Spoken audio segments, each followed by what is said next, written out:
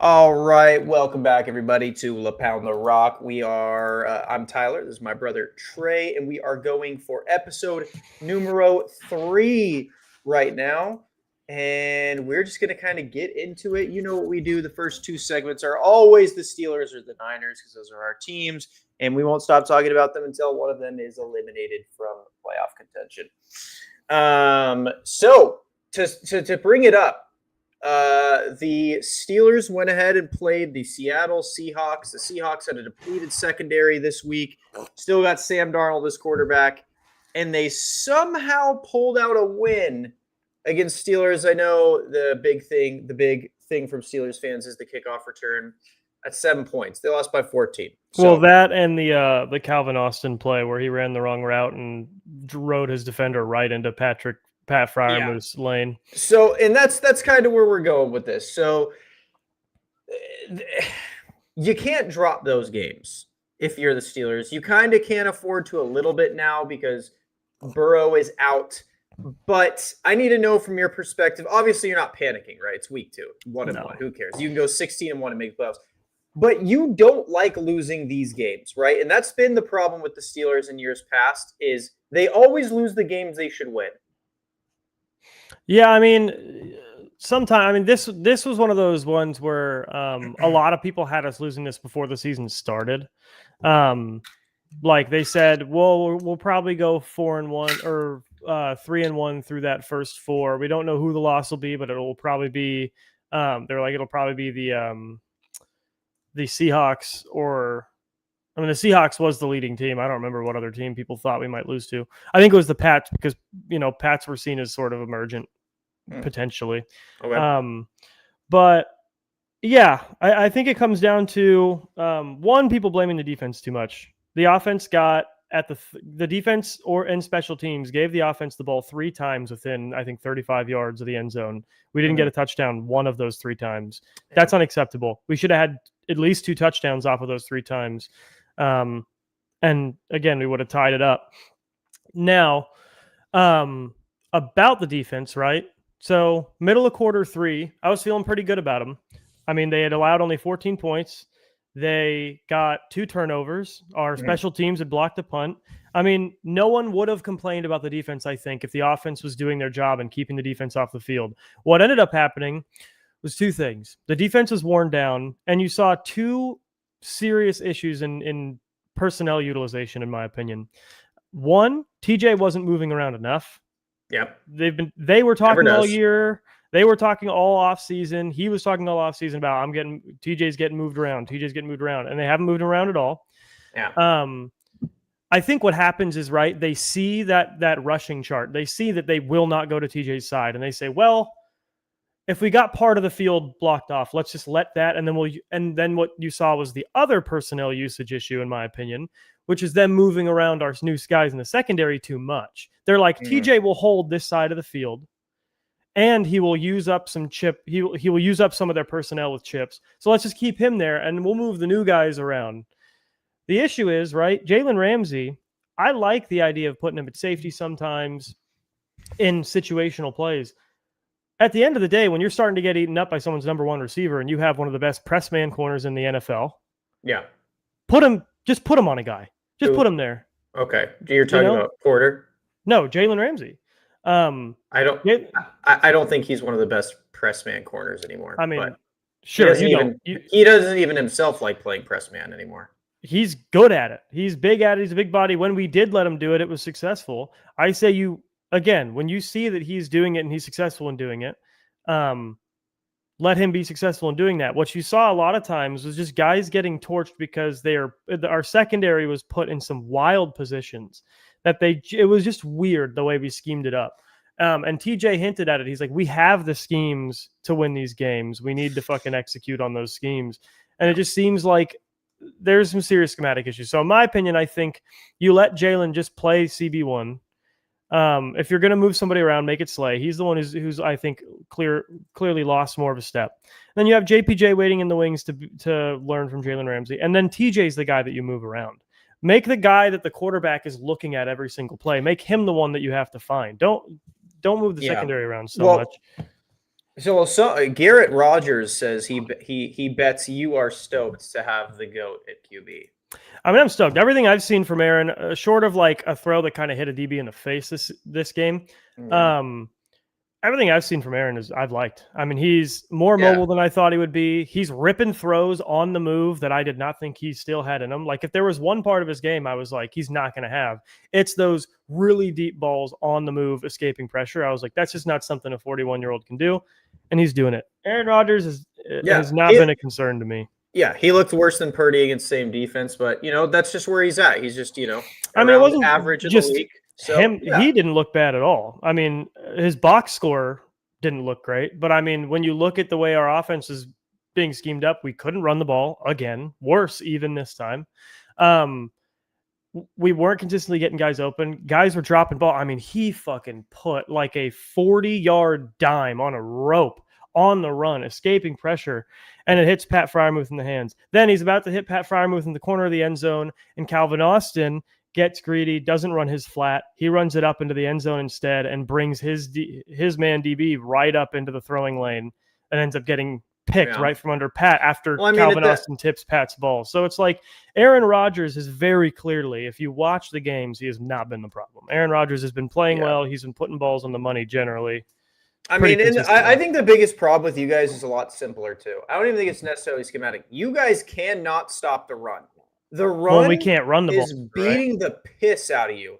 Like it's just like watching you guys. It's like watching the Niners last year. Your defense can't succeed when you can't stop the run. Because if any team can establish the run the way that teams are able to establish the run on you. Garrett Rodgers just even asked thoughts on Justin Fields. We saw last week looked fucking incredible. He looked like Patrick Mahomes in his prime. The dude was just not missing because you can't do much when you can't stop the run. Yeah, and I think that's kind of the biggest issue the Steelers are getting now is what people are doing is just like, I mean, let's just run away from TJ and we're fine. And if we have to run at TJ a couple times, that's fine. We'll take that because it's not like he's completely shutting you down because he has 10 other people on the defense. But they're just kind of moving away from him, and it is ridiculously successful. And this has been, I think, anyone that's not a Steelers fan's biggest gripe with TJ Watt. And we can blame Tomlin, whoever. He doesn't move. He stays on the weak side of the line. You have to blame Tomlin for that. He's not allowed to move if he's told to put there. And when you notice that wherever he is on the field, they can't go, you don't blame the player. You got to blame the scheme. If you understand he is doing his part, which is kill plays that you can get involved in, and then also get involved in some plays you shouldn't be able to get involved in. That's what he does. I mean, he's been doing. I think it's a mixed bag. I think you can blame the player because a player like TJ Watt, it comes to a point where he has the respect of Tomlin and whoever to walk him and be like, yo, I need to start moving around. And respectfully, that is not how the Steelers have. That is 100%. Bro, they just gave him $40 million a year. The Steelers give a lot of guys like that. Dude, Tomlin hires Garrett Rodgers wants to know if you know who it is. Yeah, I can see the picture of his face with the Photoshop sunglasses. But no, Tomlin, this is one of the people's issues with Tomlin and why they're kind of hot with him right now, is they feel like this is not a Terrell Austin defense anymore because Tomlin will hire coordinators and won't even let the coordinators decide where players go. So I'm sorry, but I think it's a misunderstanding of how the Steelers organization works to say that TJ could just walk in and decide where he gets put. It's not true. No one in the building has said anything to that effect. I'm not saying decide, but he definitely has the wherewithal to be like, "Yo, in these situations, I need to swap." And he has. He's been saying it all off season, and he's been getting them to say it with him, and they're not doing it. He cannot make them scheme it. I know that you want this. I mean, he could walk around. He could literally just be like, "Yo, Highsmith, swap." I mean, he can't. He can't.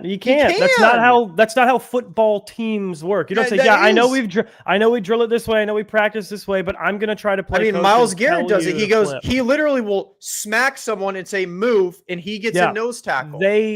They run that. The Browns practice that. That is something we even saw them practicing that in Hard Knocks. Like they've always practiced that with Myles Garrett and switching him around. Practice Myles Garrett go up to a player. Myles Garrett making a pre-snap adjustment. They absolutely practice pre-snap adjustments with Myles Garrett.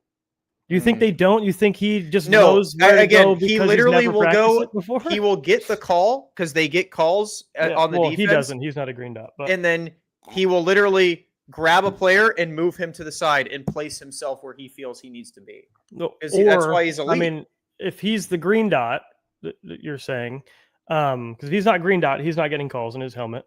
Well, I regardless, don't. he gets the call. He I gets don't the think relayed he's call. sure, but the call might be a call where he has an option to move inside or not. Like this is the thing is I get that you have a special distaste for TJ Watt because you don't like how I people don't lean have on his stat distaste line. for him But at I don't all. think there's never a conversation like, yeah, Max Crosby's great at stopping the run, but why don't they put him in pass coverage more? He should be able to tell people to put him in pass coverage because the Raiders get murdered in passing downs in that short zone. It's like no one would ever say Max Crosby should just decide to cover the pass. It's a ridiculous thing to say. I mean, I could guarantee you if Max Crosby walked up to Carroll and said, "Hey, in these situations, I need to be in pass coverage," they'd put him in pass coverage. I mean, for sure. I love that you can say that you guarantee that. There's just no. It's just silly. Max to say Crosby isn't a linebacker. He's an edge rusher. He doesn't ever cover. TJ's also an edge rusher, but he's just an TJ's outside linebacker edge rusher. Well, he edge plays rusher linebacker. Sure, edge rusher is comprised of like if you're saying Max Crosby is an end. Yeah, he's an end. Yes, sure. But this is my thing where it's like I get it. It's a very easy and comforting thing to say. Like, yeah, if he was good enough, they just listen to him. I get it. It's good. Like it's not good enough. Comfort food. It's just not good enough. That's just if he wanted to. Like if he went in there, same with Jalen Ramsey. He's like, I want to play DB, so he's moving around as DB. If Jalen Ramsey, he told him, I want to be CB1. They said, yeah, you are CB1. Because when you have a player of that echelon that has gained that much respect, when they say, I want this, you give them that. Or they wouldn't have given him $40 million. That's the worst example because like Jalen Ramsey's on the team and they are moving him around wherever they want him. That's because that's what he wants. No. He didn't say he wants it. He said, I'll go wherever they tell me to go. That's what the good players tend to do is the good players tend to trust the system. Because if you watch him in Miami, he did the same thing because that's what he wanted to do. He plays more safety. That's also why Jalen doesn't follow receivers around the field. I'm sorry. We can move off the topic because we're just not going to agree that players just do whatever they want and that's how the game of football works. I'm sorry. Yeah, no, not all of them. Elite level players can tell their coaches where they want to be, and they can tell, but no, yeah. I just disagree with that. But sure. Yeah, and so Steelers need to figure out how to stop the run. Their offense needs to get going.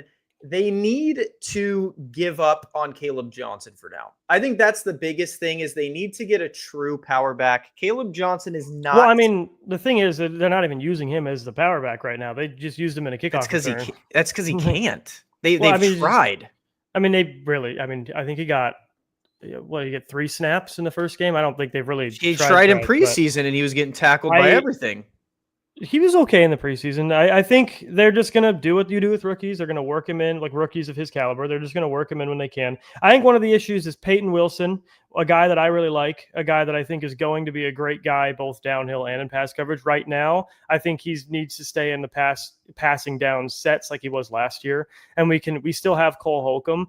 And he's had more success against the run. So I think Cole Holcomb needs to come back to being our guy for the downs where it could be a run or a pass. And then bringing Peyton Wilson in that passing down personnel group that we had him in last year. He was a lot more successful there, higher percentage clip.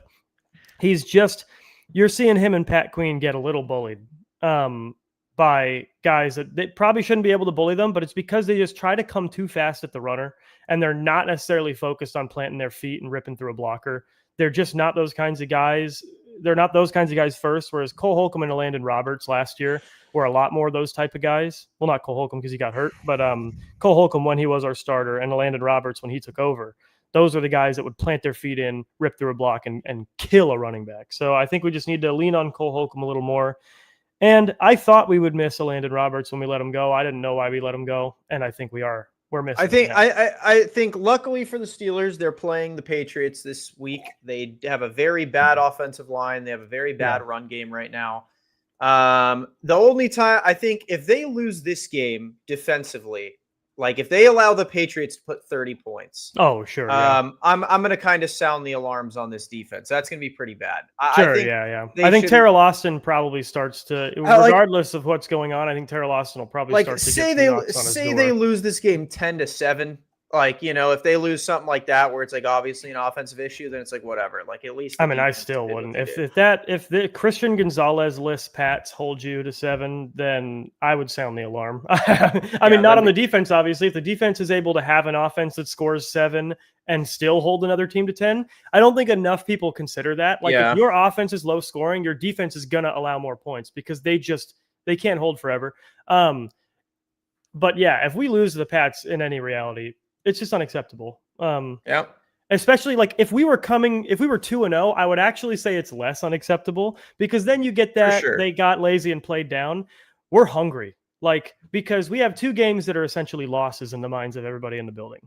Like, they'll be open with that. Like, Oh, we for got the win sure. in the Jets. Yeah. Everybody in the Steelers locker room feels 0-2 You guys right need now. a feel good win. You Yeah. guys need like a clear, like A clinic. we beat them. Like, Yeah. even not like, not like because it's the Pats. So I'm not gonna say like you guys should win like 28-3. Yeah. But 'cause no, it's it should be culture like a thing. solid 2-score spread, like 10 Or to if it's 14 gonna, points. yeah, and if Like, it's gonna be a 1-score spread, it should be one where we got out ahead early and then just stayed ahead the whole time, where it was never yeah, out of control. I'm fine with a 7-point victory if it's like we were always ahead, never really yeah, lost. But like the Jets game where we barely win and we trade leads, I think like 12 times throughout the game, that would be yeah, unacceptable against yeah. the Pats. There's nothing crazy dynamic about that team that would allow me to say like, well, there's a fluke game in that team the way that there was with the Jets. All right, we've talked to Steelers enough. Let's go into the Niners section. This one's going to be pretty quick. We beat up on the Saints. Mac Jones is obviously the best quarterback in the league. Seemingly, no. Niners went in with a ton of injuries. They even had more injuries in the game. Mac Jones had to deal with, but he was dealing. The guy that everyone said the 49ers traded up to draft originally decided to pop off, have one of the best games of his career, have the first 3 touchdown, 250-plus yard game with no interceptions since Brock Purdy did it in 2023 before the Ravens beat his ass. So it was a good game, regardless if you play the Saints, regardless if it's the Saints or not. Last year, I don't know if the Niners win that one. They're winning games that they wouldn't have won last year, which is a really good sign, especially with injuries when you have guys getting ready to come back week 5. Yeah, I mean, do you have anything to add? I mean, that game was pretty cut and dry. We just beat them, just straight up beat them. Oh, I mean, sure, about the game. I thought you were asking about like the Mac Jones, Brock Purdy dynamic. Oh, yeah. I mean, we can. It was more of a joke to ruffle some Purdy feathers, but there's a reasonable conversation to have, though, because I don't think anybody's convinced that Mac Jones is better than Brock Purdy. He's not. Is $250 million worse? Worse, yeah. That's the problem, where it's like, and it's not even about Mac Jones. It's the fact that you can just bring a guy in the building and you can put a performance like that up, even against a shit team like the Saints. Yep.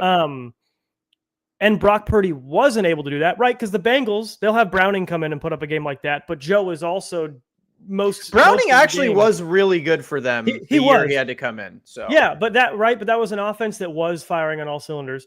When you have Brock Purdy and the offense isn't, and then Mac Jones comes in and it's not that Mac Jones is better, but it's like, yeah, that difference. I think it's showing that Niners are very irresponsible with their finances. I think if you look at their balance sheet, it's rough. I think Mac Jones has a better arm. And I think that's what made the offense not able to skip a beat. Is Mac Jones has a stronger arm than Brock.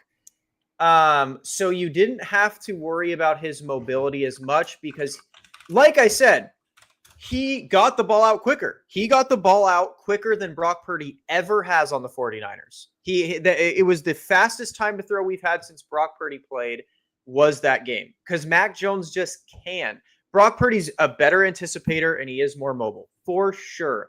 But the difference is Brock Purdy has to be a better anticipator because if he sees a window open, he can't fit it in. Mac Jones can. And Mac Jones doesn't have the strongest arm. And so that's where the question really comes, where it's, sure, even if you are, Mac Jones isn't better than Brock Purdy. The problem lies I don't think Brock Purdy is $250 million better than Mac Jones. Do I think Yeah, I he's mean, I wouldn't have paid Brock.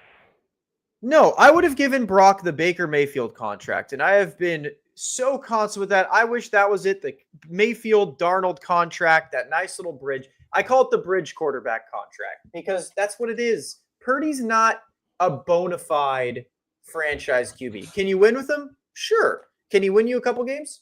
Yeah, probably. Mhm. But I mean, yeah, like if you have, I will say to not be awful to him, to not make it a bullying thing. Like if you need a guy to win you a game in the fourth quarter, he instantly becomes a more interesting option to me. I know his fourth quarter performances haven't always been that great system wise, but I feel like his poise in a system that is built to win in fourth quarters, like the Steelers is what I'm familiar with. I think if you put him in like a Steelers system that's built to win in the fourth quarter, I think he's a good like between the ears guy at the end of games. But I think this is the biggest issue with Brock too. And again, I'm not trying to pile on Brock.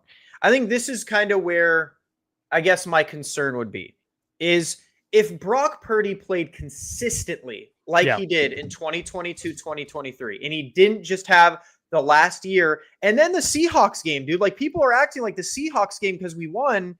He played like a stud. He didn't. He looked like last year's Brock. yeah, he So didn't look good. He didn't. so if he was consistently, this wouldn't even be a conversation. I'd be like, yeah, he's $250 million better than Mac Jones, but he's not 2022, 2023 Brock. And I think that's the issue. And obviously, we've only seen one game of Brock. Sure, he could come back and be 2023 Brock. But I'm seeing these same issues where he makes these boneheaded throws that he doesn't have the talent to make. And you're just sitting there like, why are you throwing that? Yeah, I think the limited trust of a walk-in sort of journeyman quarterback helped the Niners in that game Mm-hmm. because Yeah. I don't think Mac Jones because I kind of mentioned this, like I didn't see Mac Jones make any throws Brock couldn't make. But I think the issue is Mac Jones wasn't trying to make any throws Brock couldn't make, whereas Brock will try to make some throws that Brock can't make. Mac, the throw to Juwan was a touchdown we would not have had with Brock. See, that one I disagree. I remember you texted me about that, and I saw that. And I was like, that's a pretty textbook. I talked to a lot of people to about that. It is. The difference is though, Mac Jones fit it exactly when that like they showed the replay. The safety assumed Mac wasn't going to throw it because the window started to close. And so the safety moved away, and that is what gave Juwan the open space. Brock would have had to anticipate it and float it in there. So it would have been a big gain, but that safety wouldn't have left where Juwan would have been able to run by him. We could argue then that Mac Jones got rewarded for throwing a late ball because, I mean, you generally want to anticipate. Well, it's not even rewarded. It's just he has the arm to fit it where Brock wouldn't. Yeah, maybe not. I don't really see a crazy difference. We're going to see strength, but yeah, we're going to see this weekend. Apparently, Brock did practice today. I am not surprised. I called it. A lot of people called it. He's going to start fighting for his job. Yes, Brock Purdy. The second he saw Mac Jones play well, was like, oh shit, I got to play. So he went into play. I'm assuming he's trying to play against the Cardinals, and let's not act like the Cardinals are such a strong opponent that he's just feeling like, oh, I just have to get back in there. Like, come on, bro. If it was the Rams, yes, but we know what it is. So let's move on. Baker Mayfield has completely proven me right. He has completely emerged into his own, especially these last two games. Last year, since being in Tampa, he's just proven the Browns idiots over and over. And I saw this question, so I wanted to pose it to you because I genuinely think he is. Is Baker Mayfield top 5 right now? You have to remember when we're talking about right now, Joe Burrow's hurt and out. He is not in the conversation. No, I mean, I think it's kind of hard to he has good receiving talent, but I don't think that explains that last drive. You know, I mean, it just, I think what it was made clear is I don't think the Browns were stupid. Because I don't think the Browns, one, they're fucking cursed. No one's going to be good on that dog shit team. But two, their system's not the right one for him. I never would have thought this of him because within that system, he looked pretty bad trying to air it out. But he's a lot less like a, JJ McCarthy in Michigan sort of handoff merchant that'll hit some dimes, which is what they wanted him to be with the Browns. He's a lot more like a Big Ben, Josh Allen type dude who kind of wants to duke it out and extend a play and try to get away with some shit. And he wants to play off schedule. And he's not really a guy, I don't think, that functions very well in like predetermined, like flow driven football. He is very much like I need to get these defense. He likes to get defenses in areas that they haven't practiced. He's like, you haven't practiced the 5th second of me being back here, fucking rolling out, whipping it, and you haven't practiced. Like, he does some like Mahomes magic type shit sometimes, where you're just like, there was that ball to Mike Evans like last year where he just fucking has got 2 dudes in his face, rips it, another guy's coming, and he just like flicks it out, drills Mike Evans right on the sideline. He's just a dog, man, and that's why he's always been my guy. That's why he's always been my guy. He plays possum a little bit, where it's like, the defense is like, the play's dead. Okay, we're taking him down, and then boom, fucking massive ball downfield, and they're like, oh shit, I will say this. I actually forgot to add this. I tweeted this. Baker Mayfield apparently came out with no injuries. The dude was like limping, grabbing his leg, beat up to hell, came out no injuries. And I mentioned this. That's actually such an underrated quality, because we saw Brock Purdy. This dude is an actual China doll. He gets hit once, and he is like, oh, my femur's broken. And he wears like all the flak jacket, rib plate, whole deal. Baker Mayfield's putting his shoulder down into a fully sprinting CJ Gardner-Johnson and getting up and talking shit. I think there's something to that, though, right? Because Herbert's kind of a similar way, where he's gotten like a hand injury. But for the most part, it seems like the guys who are willing to lay those hits down get hurt less. Josh Allen, right? Justin Herbert, Baker Mayfield. It's like when you're Mahomes, Mahomes is he's winning Super Bowls hurt. He's gotten hurt a little bit more. Yeah, he's gotten injured, but he still plays. Whereas like the guys who, even Aaron Rodgers. Aaron Rodgers used to play hurt all the time. Yeah, Big Ben too. And that's the one thing I would say is I would bet Baker probably is a little hurt, but I think it's like Big Ben, where there are a lot of injuries that don't end up on the injury report because at the end of the day, they've got to get him into a trainer room saying I'm aching and I'm hurting. And Baker's probably like, I'm good. Don't worry about it. I'm fine. Let's fucking let it roll. I don't want there to be any drama. And that kind of leads us into this next topic kind of nicely. Dude, the QB injuries this year are crazy. Someone posted about it, and the amount of starting QBs that are injured right now, like you have Brock Purdy, Jaden Daniels, who else? Joe Burrow, Justin Fields, JJ McCarthy, and I'm missing some. There was like 7, I think, that are hurt already. I love it. I'm definitely surprised about some of the moves being made. I'm surprised no one hit us up for Mason. I'm surprised Skyler isn't really moving around either. I think he might be on our practice squad. I don't know where he is right now. I would have thought they would have put more interest in these guys that did well in the preseason or have starting experience like Mason.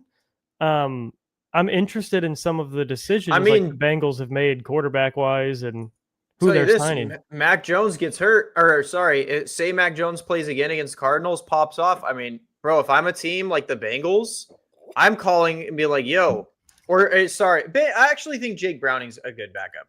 If I'm a team they signed someone for him too. If I'm a team like the Vikings, Carson Wentz, I'm like, bro, like, give me Mac. It's crazy. I don't know what it is. What do you think it is? Skylar Thompson's on IR. I don't know. I think this might be just, again, the Steelers fan in me. I feel like training camps are fucking soft. I feel like these guys are not getting their bodies ready for the punishment in training camp.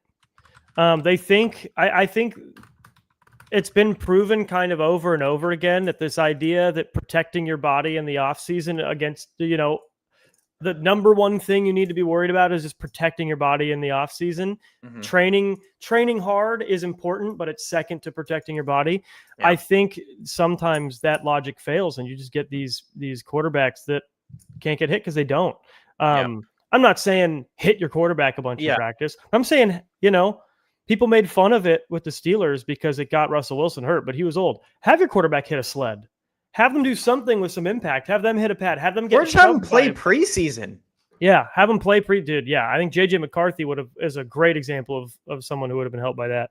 Have him play preseason. Have him like do some drills where you got someone with a pad where you're shoving the quarterback around in the pocket, like because it's just some silly shit. I mean, how many years in a row does it have to be like this? I mean, last year wasn't too bad, but the year before, good God, Yeah. like Yep. That was how many another years do QB we have to do exodus. this? And the issue and the problem is, I think what it's going to happen is just make football more boring because they're just going to do more rules to protect the quarterback where you can't do anything. But at the end of the day, dude, I think the onus at this point is on the quarterbacks. Like you need to toughen up, rub some dirt on it, man. Like Jalen Hurts ain't getting injured all the time because he's lifting heavy and fucking like playing with the running back. And I get it. There are some injuries, man, where it's like, yeah, it's hard. But dude, you're gonna get hurt. It's football. Yeah. You're not gonna feel 100% every game. You gotta go out there still, though. And that's one of those things too, where like the Josh Allens and the Herberts to a lesser extent, the Bakers, the Jalen Hurts and Josh Allen are the greatest examples. The guys with physicality as part of their game, their offseason training reflects that. I think more quarterbacks need to look into what those guys are doing to protect their bodies in those situations. Someone you and I don't think is as good as people say is Lamar. Like me and you have been waiting for him to get not in like an evil way. Like we've been expecting him to get hurt for years because he was hurt so much earlier in his career. And the dude's just like fine. Like he's taking more hits. And he put on like 8 pounds. Like it wasn't like he put on all this. People act like he got so big and it fixed the problem. He put on like 8 pounds, which is good. But on a guy with his frame, 8 pounds really isn't a whole lot. I think it's just, I think he has gotten used to a more physical brand of play.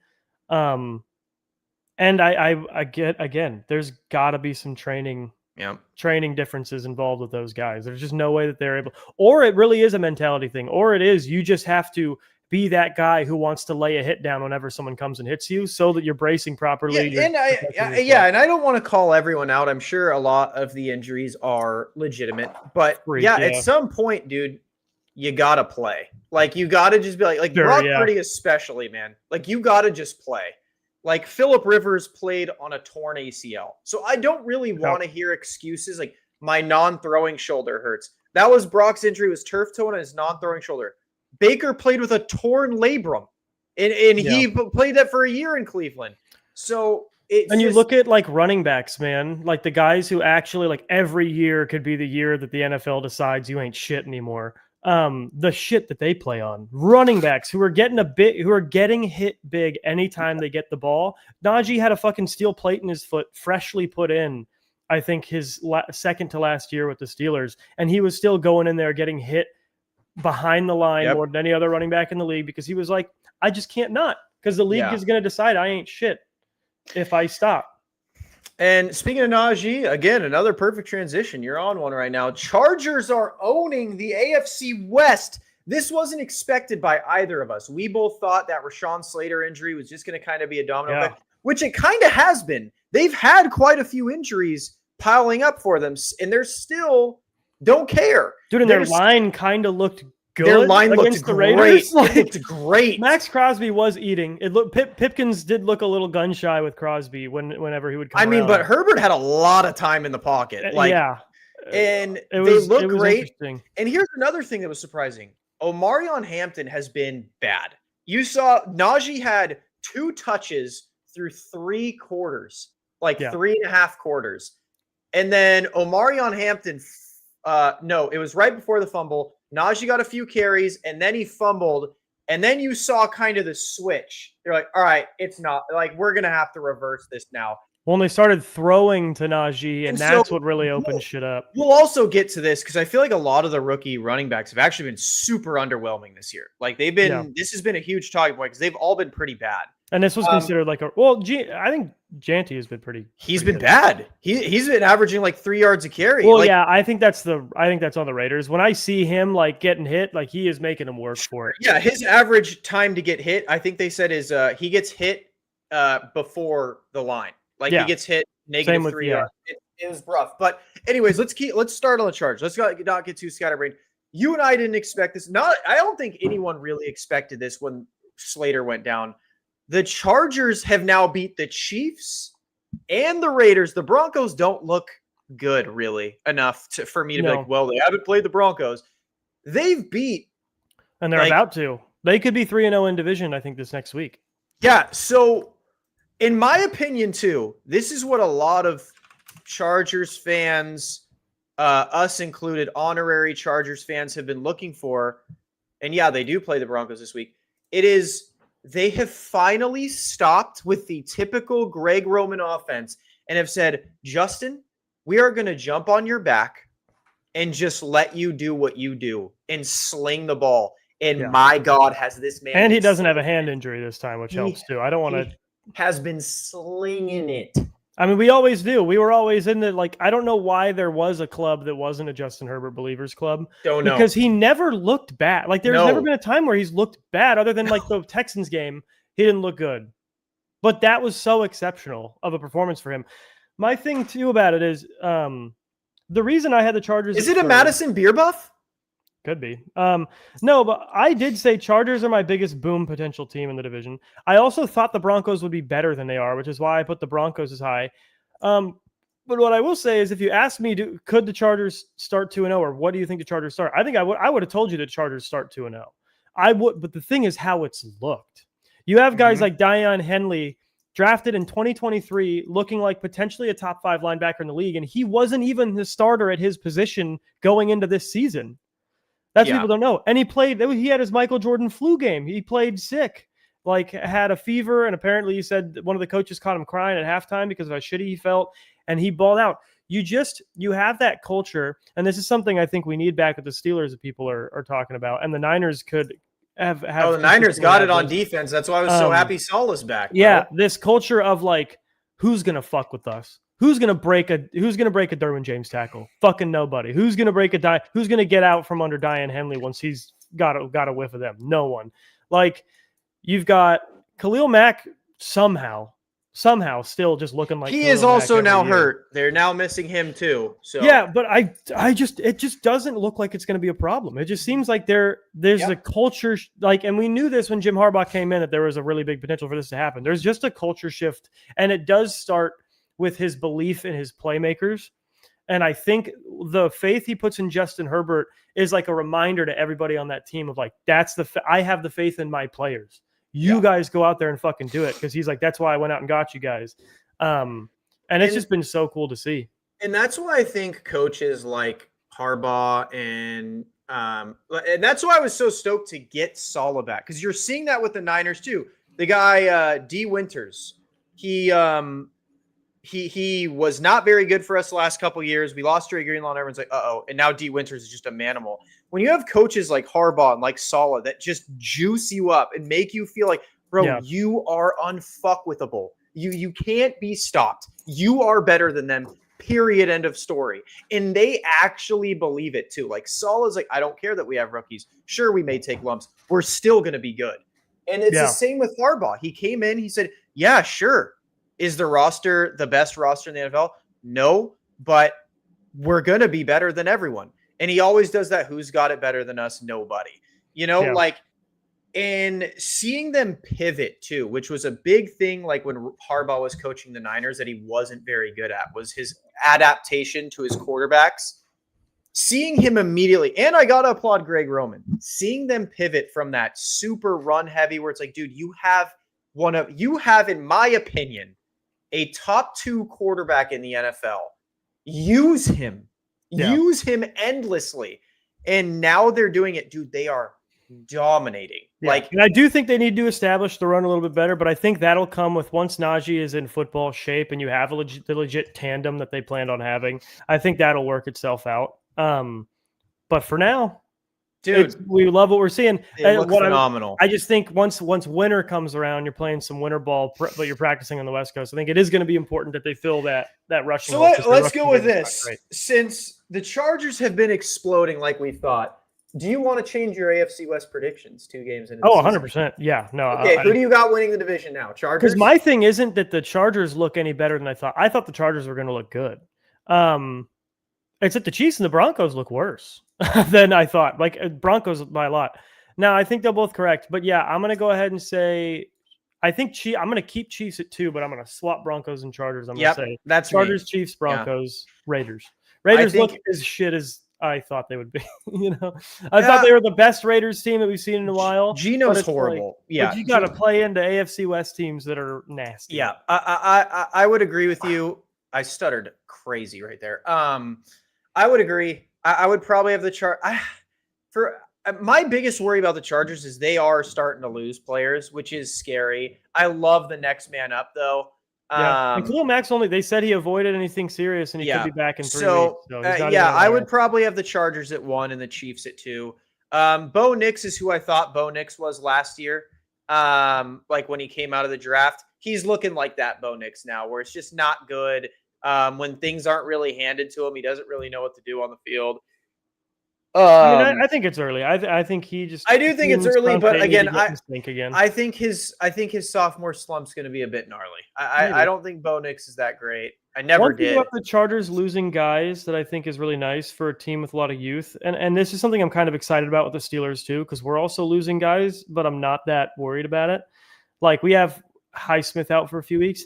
Sometimes when you're a team that focuses on drafting for like good depth guys, it's an opportunity to improve your team by getting those guys in the fire. Like Nick Herbig is about to be, for at least 2 games, Nick Herbig is going to be the Steelers' starting edge on one side. And I am very excited by that because Highsmith, I think, is one of those guys that limits our ability to move TJ around because Highsmith is incredible, but he's a spin move edge rusher. That's what he does. If you're running to his side, you're going to have more success because he's going to spin out and you're going to be able to take it on the inside. And we've literally every rushing chart just looks like this. Start out, cut in, go up that side. And so Nick Herbig, though, is a lot more like TJ, where it's just a direct line to the backfield type rusher, and he can hit both sides of a tackle. And I think we're going to be better at stopping the zone run at least. Yeah. Up the gut, I think we're still going to struggle with until Harmon's back in and we put Cole Holcomb there. But I think the zone run and the outside rushing, I think we're going to have a lot better handle on with Nick Herbig there. But we'll see. And I love Highsmith. This is not a knock on Highsmith because he's an exceptional pass rusher. But I think obviously the run defense on that side of the line has not been great. So yeah. And so let's finish it up with this topic, which is the rookie RB class this year was supposed to be good. The backs were supposed to all be good. You have Cam. I mean, I didn't really think much of Cam Scatterbo coming in the NFL. He was pretty slow in college. RJ Harvey's not really doing much. Travion Henderson popped off in preseason and then just hasn't really been able to get anything going in regular season. I had a feeling about that one. I was like, I don't think Ramondre is out for the count. Caleb Johnson, he has not looked. I mean, he's looked like he did in college. He just had a really good offensive line, and it's just he hasn't really. It's hard for running backs to improve in an offseason. Because it's not really technically an offseason because you're getting drafted. Omarion Hampton's looked rough. I don't even know about the dude on the whatchamacallit, the Commanders, Krosky Merritt. He looked pretty good. He hasn't looked insane, but he's looked pretty good. He did really well their first game, and now that he's a starter, I think it'll be a little bit different.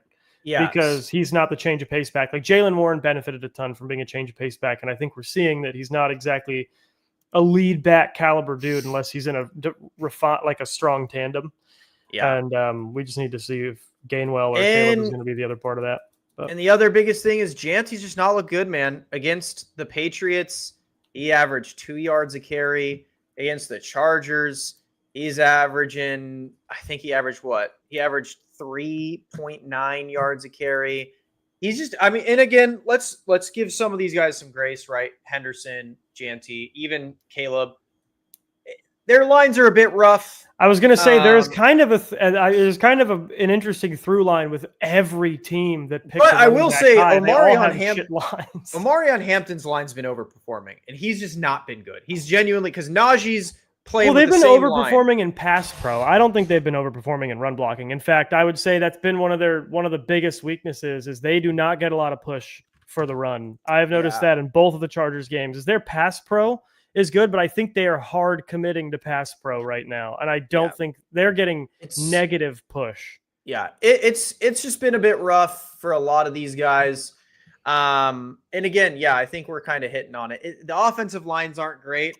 And Well, also, these are I think all teams that arguably, like, these are teams that are at the point where they arguably could have, they could have justified picking linemen where they picked running backs. Like, they the probably should Chargers have. especially. Chargers definitely could have justified picking a guard where they picked Omarion. Um, you know, so the Steelers probably didn't need to pick line. We I just didn't did, but like our the line is very Omarion pick young. at all. I thought they should have waited. Yeah. Oh yeah, and there's Quinshawn Judkins who's been busy with legal troubles, but Yeah, well, Dylan Sampson too. There, Dylan Sampson has been much of the same story. Got picked behind a shit line. They picked 2 running backs instead of actually linemen for some Judkins reason. played pretty good against the Ravens. He averaged 6 yards a carry. They still got blown out because they have Joe Yeah, Flacco. But Judkins did. Dylan Sampson in the Bengals game didn't do that great. That's their other rookie. But the thing with Judkins in that game is the Ravens were kind of letting the run through a little bit because they were lighting it up so much on offense that I just think they were okay if the Browns wanted to run the ball. Because if you look, Jerome Ford also had 5.2 yards a carry on 6 carries. Isaiah Bond rushed once for 9 yards. Like, basically everybody but Dylan Sampson who ran the football for the Browns had success, because I think the Ravens were just like, we're going to score literally every fucking time we have the ball. And if you want to try to respond to that by running your way up the field, go ahead and try, Yeah, just kind of wanted to touch on, it's been a big talking point. I think you and I pretty much hit the nail on the head. It's a lot to do with not just rookie offensive. No, I said it, but it's not just rookie running back struggles. It's the offensive lines in front of these rookies. They're just not doing too well. And I think a lot of teams are preparing for run games. Everyone's been talking about switching to a more run-heavy offense. I think defenses are prepped for it. Well, and I think it's a fucking head scratcher to me, where it just seems like these teams that need to get into contention are somehow, again, seeing these 2 years of quarterbacks just falling apart off the field, running backs getting killed behind the line, and they're still just not. They still want to put skill position players so far ahead of fucking linemen, and I don't get it. Yeah. It seems like the through line with every fucking team that succeeds in the postseason for the last 5-6 years is they've got one of the best lines in the league. Yeah. The Chiefs invested, got one of the best lines in the league, immediately started, got 2 Super Bowls in a row after getting absolutely trampled because of their shit line against the Bucs. The Eagles then are the only other team of note in the postseason, other than the Chiefs, or in the Super Bowl, other than the Chiefs, and then boom, great offensive line for them as well. Yeah. The Packers' offensive line, right? They keep knocking on the door in the playoffs when it seems like they shouldn't.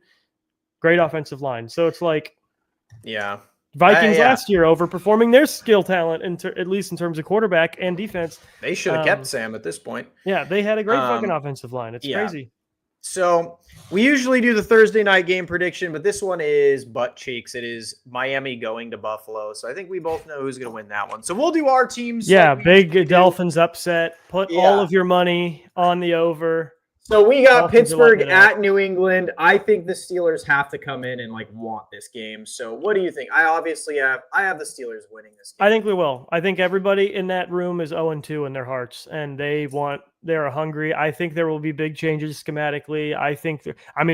Steelers are doing shit quietly that we don't fucking do unless people get hurt. We just brought in a run stopper linebacker just in the middle of a season, 2 games in. We're doing things we don't usually do. I think there's going to be big adjustments both schematically and personnel wise. I love it. I think we're going to beat them. I think it's going to be by more than a touchdown. Yeah, I agree. And then we got the Niners have their first home game of the season. The last time they went 2-0 on the road, they went to a Super Bowl in 2013. They're starting their home opener against the Arizona Cardinals. I have got the Niners. Nick Bosa and everyone have been talking about. They have a game plan for Kyler, a special game plan that Nick Bosa is very excited about. The Cardinals are just a team we beat a lot of the time. I think the Niners are hot. I think they're feeling very juiced with 2 big wins. And I think Seattle's better than the Cardinals. And if we could handle Seattle like we did, I think we're handling Arizona. This one's actually a tough call for me. Cardinals are 2-0. They played soft-ass teams, and they kept it close both times. They didn't look good in either of them. Yeah. So they should have lost both, actually. That's the craziest part. I think this depends for me. If Brock goes in there and tries to play hurt, I think the Niners lose. Oh, so you're saying if Mac Attack plays, it's a 3-0. I think if you guys have a healthy quarterback, you guys have a better chance of winning than if you have because again, if Brock goes in and plays hurt, I think that's going to be him trying to be him having that mentality of I got to play some hero ball and show people who's boss, and I think that's going to fuck him up. Whereas I think he needs to go in with his head down like a good dog and kind of be like, I'll listen to whatever. I think it might be that because you have to remember he has turf toe. So Yeah. I think when he goes in, he's going to play a lot more system and not run around. So I think regardless, Niners win. You got Niners win if Mac's playing. Yeah, and I think that's the most likely outcome. I think the Niners win, but I think it's pretty close. Your guys' offense doesn't look good to me, and I think Christian McCaffrey is going to get more and more worn down. I think our offense looks great, but yeah, I got us winning, and then it looked decent against the Saints, but I thought it looked pretty. I mean, again, Christian McCaffrey can only be your top receiver or tied for it so many games in a row before things start to get really, really bad, in my opinion. It's just you're relying on the health of a guy with notorious health issues at an exceptionally high volume late in his career. It's just tough. But the Ravens were able to do it with Derrick Henry, so who knows? There we go. That's our predictions for this weekend. We hope you guys have a good weekend. We'll see you next week, and thanks for joining us. Peace. Peace.